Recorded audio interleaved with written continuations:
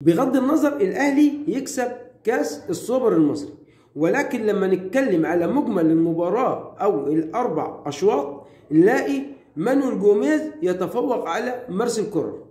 ادارة نادي الزمالك تتفوق على ادارة النادي الاهلي، لان المباراة مش نجيلة ولعب بس، لا، المباراة في تخطيط لها من قبل بداية المباراة.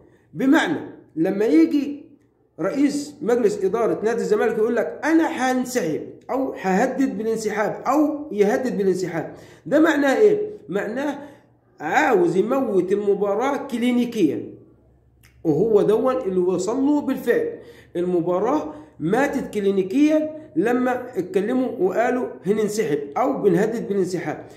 ليه الجهاز الفني للنادي الأهلي ما فهمش اللعيبة كده كويس إن الزمالك بتهدد بالانسحاب عشان خاطر انت تنزل، مش عاوز تزعلهم، مش عاوز توترهم، مش عاوز تخليهم يقولوا احنا منسحبين. لا يا سيدي، ما يقولوا احنا منسحبين، ما يتوتروا، ايه المشكلة يعني؟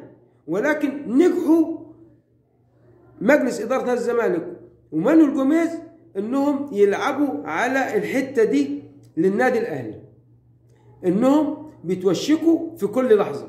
وهو ده اللي انا قلته في الفيديو اللي فات، قلت نادي الزمالك بيتكلم قبل المباراة هنسحب، مش عارف هعمل ايه، مش عارف اعمل ايه، ده كله تمويت للمباراة كلينيكيا من قبل ما تتلعب. وهو فعلا اللي وصل له نادي الزمالك مع الاهلي في مباراتين السوبر الافريقي والسوبر المحلي.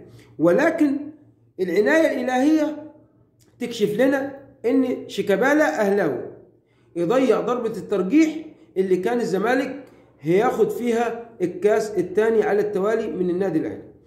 هنا بقول مارسيل كولر لازم تكون واعي لتصريحات مجلس اداره نادي الزمالك، واداره النادي الاهلي لازم تكون واعيه لتصريحات اداره نادي الزمالك، علشان بتموت المباراه كلينيكيا من قبل ما تلعب.